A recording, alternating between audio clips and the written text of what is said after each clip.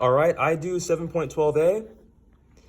I do my rule strategies as always. I begin by reading the word problem and the specific question, and I highlight or underline the specific question. All right.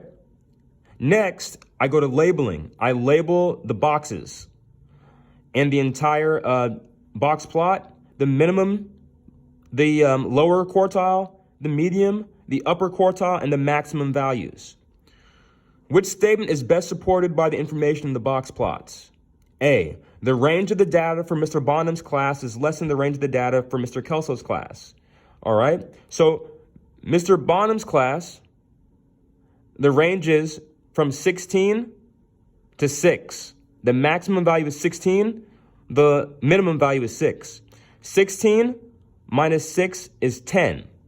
All right, Mr. Kelso's class has a minimum of 5 and a maximum of 17. I see that 17 minus 5 is 12. In this case, the range of the data for Mr. Bonham's class is less than the range of the data for Mr. Kelso's class. This is conditionally true because 10 is less than 12. So we put a question mark by A. Let's go to B. The data for Mr. Kelso's class are more symmetrical than the data for Mr. Bonham's class. Mr. Kelso's class is not as symmetrical because if you look at it, the box plot is closer towards the 5 than it is towards the upper side of the number line here.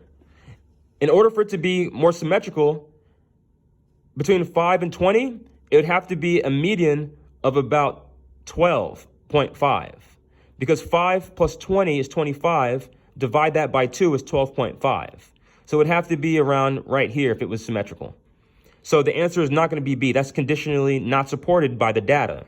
All right. Next, I go to C. The median number of the data for Mr. Bonham's class is less than the median number of the data for Ms. Kelso's class. So the median value here for Mr. Bonham's class is 11. The median value for Ms. Kelso's class is 10.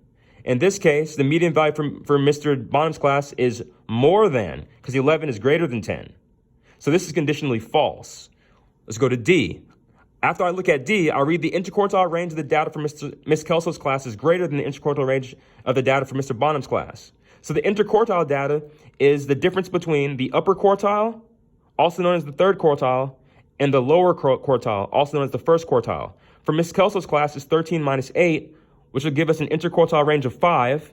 And then I look at Mr. Bonham's class. The interquartile range is from 14 to 8. 14 minus 8 is 6. So the interquartile range for Mr. Bonham's class is actually greater than the interquartile range for Ms. Kelso's class. So in this case, Ms. Kelso's class is less than the interquartile range for Mr. Bonham's class. So this is conditionally false. 5 is less than 6. My best answer choice is A, which is supported by the data. And I explained, after I labeled the box plots, I explained, and I selected the correct answer. When you all solve problems like this, solve them the exact same way.